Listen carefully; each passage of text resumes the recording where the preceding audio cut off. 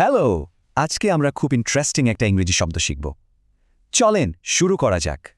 আচ্ছা, শব্দটা সহজে বোঝার জন্যে চলেন একটা ছোট্ট গল্প শোনা যাক।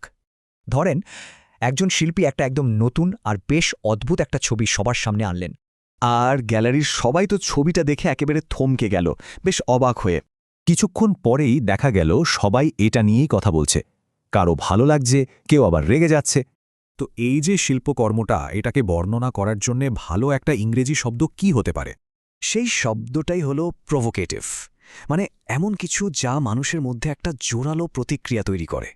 তার মানে প্রভোকেটিভ কোনো কিছু দেখলেই বা শুনলেই মানুষের মধ্যে একটা বড়সড় নাড়া পড়ে যায়। এখানে মজার বিষয়টা হলো এই প্রতিক্রিয়া কিন্তু ভালোও হতে পারে, আবার খারাপও হতে পারে।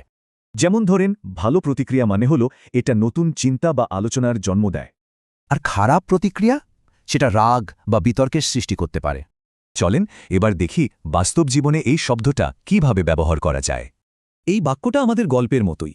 শিল্পীর প্রভোকেটিভ কাজটা দর্শকদের নিজেদের বিশ্বাস নিয়ে ভাবতে বাধ্য করছে।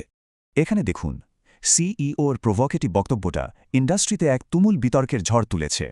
এই বাক্যে একজনের প্রভোকেটিভ মন্তব্য মিটিংয়ে উত্তেজনা তৈরি করলেও একটা জরুরি আলোচনারও সুযোগ করে দিয়েছে। তাহলে এক কথায় প্রভোকেটিভ মানে যা তীব্র প্রতিক্রিয়া তৈরি করে। এই প্রতিক্রিয়া নতুন ভাবনার জন্ম দিতে পারে, আবার রাগ বা বিতর্কেরও কারণ হতে পারে। এবার একটু ভাবার পালা, আমাদের জীবনে এমন প্রভোকেটিভ কোনো ঘটনা কি কখনো ঘটেছে